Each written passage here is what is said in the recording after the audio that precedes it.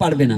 আপনার সন্তানকে যদি সনাতনীর আদর্শতে একবার আদর্শিত করতে পারেন, আমি কথা দিয়ে যাচ্ছি এই ভাগবতী আসরে জীবনে আপনার সন্তান আপনার বাক্যের বাইরে চলবে না। আর যখন আপনার সন্তানকে সনাতনী সংস্কৃতির বাইরে রাখবেন, আপনি চোর তৈরি করার জন্য, বদমাশ তৈরি করার জন্য প্রস্তুত নেবেন, তখন আপনার সন্তান মানুষ থেকে অমানুষ তৈরি হবে। জীবনে আপনার সন্তান আপনাকে শ্রদ্ধা, ভক্তি, প্রেম কি জিনিস তাহা আপনাকে অর্পণ করতে জানবে না। তখন কেঁদেও কোনো লাভ হবে না, অভিশাপ দিলেও কাজ হবে না। কারণ আপনার সন্তানকে আপনি নিজেই তো মানুষ তৈরি করেননি, এজন্য কাকে দোষ দেবেন? মানুষ তৈরি করতে হলে মানুষের সঙ্গ করাতে হবে। মানুষকে যার আত্মচৈতন্যবোধ জ্ঞানের অনুশীলন করে হুঁশ হয়েছে, যিনি জানে একমাত্র পৃথিবীতে আমি যে ধর্মে জন্মগ্রহণ করেছি, আমার স্বধর্ম নিধনাং শ্রেয়, পরধর্ম ভয়াবহ। আমার পিতামাতার প্রতি আমার কর্তব্য আছে, আমার জাতির প্রতি আমার কর্তব্য আছে, আমার ধর্মের প্রতি আমার কর্তব্য আছে, আমার সমাজের প্রতি আমার কর্তব্য আছে। এই আত্মচৈতন্যবোধ জ্ঞানের অনুশীলন করিয়া যিনি নিজের জীবনটাকে ভগবানের চরণে সুপে দিয়েছে, সেই তো পৃথিবীতে মানুষ হয়েছে। কে মানুষ? আত্মচৈতন্যবোধ জ্ঞান অনুশীলন না করলে সে কি মানুষ হতে পারে?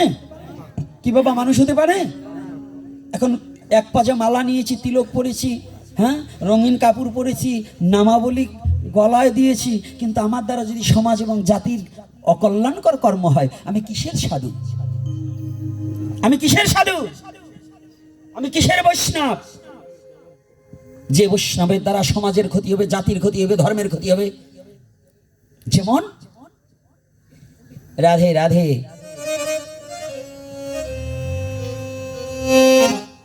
জীব হত্যা করা যেমন মহাপাপ। আপনাদের ধানের যখন পোকা লাগে আপনারা বিষ দেন না? বিষ দিচ্ছেন কেন? কারণ কি? তাহলে ওটা হত্যা করা মহাপাপ নয়? ওটার মধ্যে প্রাণ আছে না? উদ্দেশ্য কি? ফসলকে বাঁচাতে হলে অগাছাকে মারতে হয়।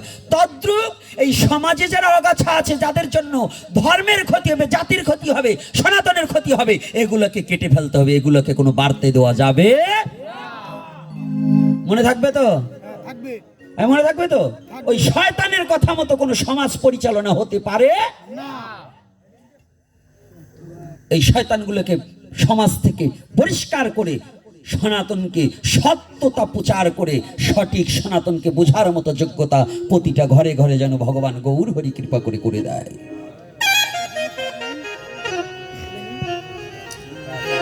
তাহলে এইবার গেল দাপর যুগ, আসলো, তিতা যুগ চলে গেল। দাপর যুগের ভগবান কৃষ্ণচন্দ্র কি করেছে? হ্যাঁ, এই যে যুব ছেলে মেয়েরা, মায়েরা, বাবারা যারাই আছেন, বয়স্কদের অনেকের মা বাবা নেই, যাদের আছে তারা ভালো করে জেনে নেন। ভগবান কৃষ্ণ খালি কি গোপীদের সাথে প্রেম লীলা করেছে, আর কোনো লীলা করেনি? শুধু রাসলীলাই করেছে। যে সামনে রাস, কথায় কথায় আপনি রাস তত্ত্ব একটু আলোচনা করেন, অমুক জায়গায় অমুক তত্ত্ব আলোচনা করেন। এই যে বলেন, ভগবান কি খালি ওই যে ব্রজগোপীদের ওই মেয়েগুলো নিয়ে কি লীলা করছে, আর কোনো লীলা করেনি? সে লীলার মাহাত্ম্যটা কি? ভগবান যে বাল্য লীলায়, এটা কি একটু ভেবে দেখেছেন? ভগবান যে বাল্য লীলায় নিজের পিতানন্দ মহারাজের বাধা পাদুকা মস্তকে ধারণ করে বাবাকে এগিয়ে দিতেন। এই লীলাটা যদি সমাজে প্রচলন হতেন, আজকে আমাদের বৃদ্ধ মা বাবাদের এত কষ্ট হতো? হতো?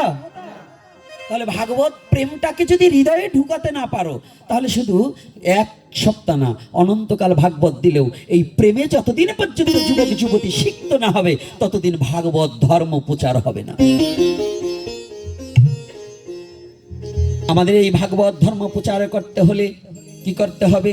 প্রতিটা জীবের কাছে গিয়ে আমার গৌরহরির আদর্শটাকে গ্রহণ করে নিতে হবে। আমার শ্রীমান মহাপ্রভু কি আদর্শ নিয়ে আসলেন? গৌরকে এখন তো চিনে না, গৌরকে জানে না। গৌরকে চেনার মতো লোক খুব কম। আমি চিনতে পারিনি, আপনাদের মধ্যে হয়তো কোনো কোনো ভক্ত রসিকজন আমার গৌর হরিকে চিনতে পেরেছেন, কিন্তু আমি আমার গৌরকে আজ অবধি জানতে পারলাম না, ভালোবাসতে পারিনি।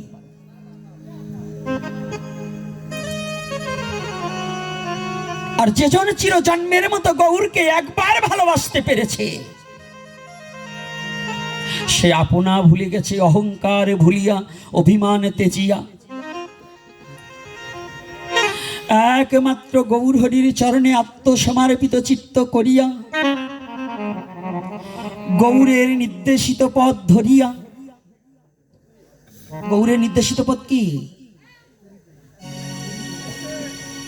শুনো শুনো নিত্যানন্দ, শুনো হরিদাস, সর্বত্রই আমার কথা করো হে প্রকাশ। প্রতি ঘরে ঘরে গিয়া করো এই ভিক্ষা, ভজ কৃষ্ণ কহ কৃষ্ণ, করো কৃষ্ণ শিক্ষা।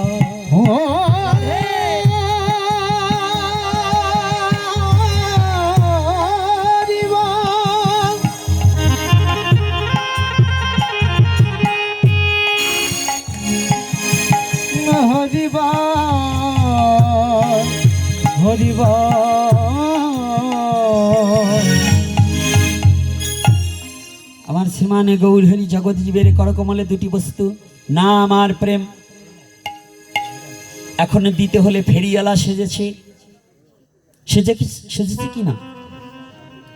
যখনই ফেরিওয়ালা সেজেছে, কেমন করে আমার গৌর হরি যদি এই বিশ্ব জগতে একজন দারিদ্র লোক, দেখবেন গ্রামে যারা ভিক্ষা করে না, ভিখারির সাথে খুব সম্পর্ক। ভিখারির সাথে ধনীর সাথে কিন্তু সম্পর্ক হয় না, হয় বাবা? এখনো মেনে নিতে পারেনি। আর ধনী সম্পর্ক। ধনী যদি ধনীর বাড়ি যায়, কত কোরমা পোলাও খাওয়া খাওয়ি ছিটাছিটি হয়। গরিবের বেলায় হারে ফ্যানটুক ছাড়া জোটে না, ধনীর সাথে গরিব লোকের পীড়িত খাটে না। এই আমার জন্মস্থান জানেন, আমার জন্মস্থানে অনেক পূর্বের কথা, ছোটবেলার এক কথা। আমার পাশের ঘরে, আমার একেবারে ঘরের পাশে, ওনারা পিঠা করলে, তখন অভাবে ছিলাম তো, ওই যেদিনকে বানাতো সেদিন দিত না। তার পরের দিন ওই যখন একেবারে নষ্ট হয়ে গেছে, ওনারা এখন খেতে পারে না, তখন ডাক দিত, আয় একটু খা। কথাটা বুঝতে পেরেছেন তো আমার কথাটা? তা ধনী কখনো গরিবের মর্মতা বুঝবে না। এই সত্যতিতা দাপর, এই তিন যুগে ভগবান রাজত্ব করেছে। ত্রেতা যুগে ভগবান রামচন্দ্র কি রাজা ছিল না? আচ্ছা, দাপর যুগে ভগবান কৃষ্ণচন্দ্র কত বছর রাজত্ব করেছে? হ্যাঁ, যুবক ছেলেরা ভালো করে বুঝতে হবে, কত? 100 বছর। আচ্ছা, তো 100 বছর যদি রাজত্ব করে থাকে, তখনও তিনি রাজা। এখন ওই ভগবান, দাপরের ভগবান কি এই যে কলির যে দুঃখী তাপি আছে, এদের সাথে মিশতে পারে? কারণ ওরা হচ্ছে রাজা, রাজখাদ্য খেয়েছে। জানেন তো, ওই দাপরেরই রাধা গোবিন্দ দুহু অঙ্গ এক অঙ্গ হয়ে চৈতন্য চরিতামৃত কার মীমাংসা দিলেন। রাধা কৃষ্ণ এক আত্মা, দুই দেহ ধরি অনন্য বিলাস রস আস্বাদন করি, এবে দুই দেহ হয়ে এক ঠাই ভাব আস্বাদিত হলেন আমার চৈতন্য গোসাই। দুহু অঙ্গ এক অঙ্গ হয়ে আমার ব্রজের শ্রীনন্দের নন্দন ভগবান পরম পুরুষ শ্রীকৃষ্ণ নিজেই নিজের সমস্ত রাজত্ব, অভিমান, রাজার অহংকার সমস্ত পরিত্যাগ করে